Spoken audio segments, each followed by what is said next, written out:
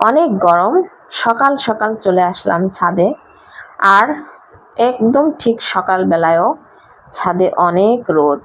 গরমটা প্রচণ্ড প্রচণ্ড গরমের মাঝেও আকাশে হালকা মেঘ আছে, কিন্তু ওরকম অন্ধকার নেই।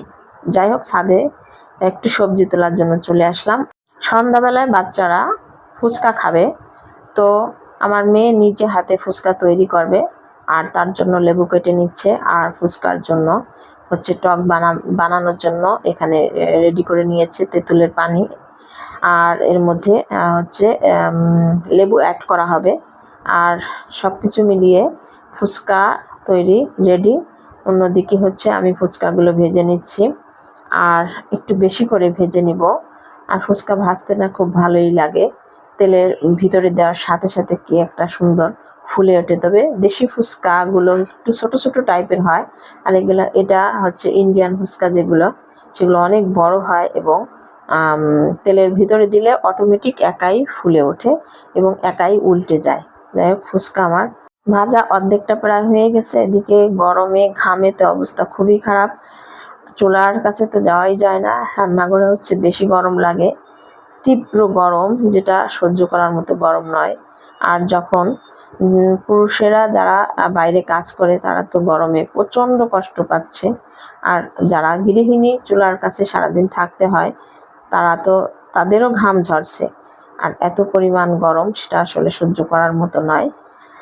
আর এই তো ফুচকা আমার ভাজা কমপ্লিট। এক গামলা ফুচকা ভেজে নিয়েছি, আর ওদিক দিয়ে আলু সিদ্ধ করে সব কিছু একসাথে মেখে আমার মেয়ে রেডি করে নিয়েছে।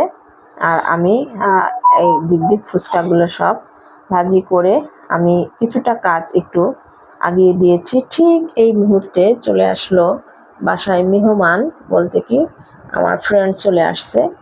আর অন্যদিকে আমি এই ফুচকা ভাজা কমপ্লিট, তাদের ফুচকা রেডি করা হয়ে গেছে। আর বান্ধবী অনেকগুলো হচ্ছে পুরি নিয়ে আসছে, তো আজকে নাস্তাটা একটু ভারী হয়ে যাবে। একদিকে ফুচকা, অন্যদিকে হচ্ছে পুরি।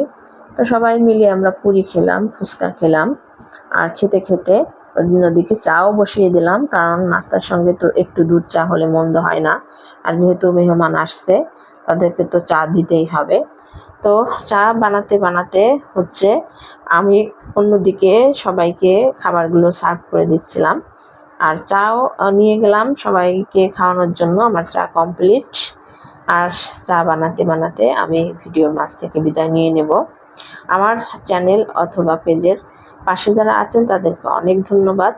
আর পেজের ভিডিও দেখে যদি আপনাদের ভালো লেগে থাকে, তো একটা ফলো দিয়ে পাশে থেকে যেতে পারেন। আর ইউটিউব থেকে যারা আমার ভিডিও দেখবেন, তাদেরকে আমার পাশে থেকে যাওয়ার জন্য অনুরোধ করছি। সবাই ভালো থাকবেন। আল্লাহ হাফেজ। আসসালামু আলাইকুম।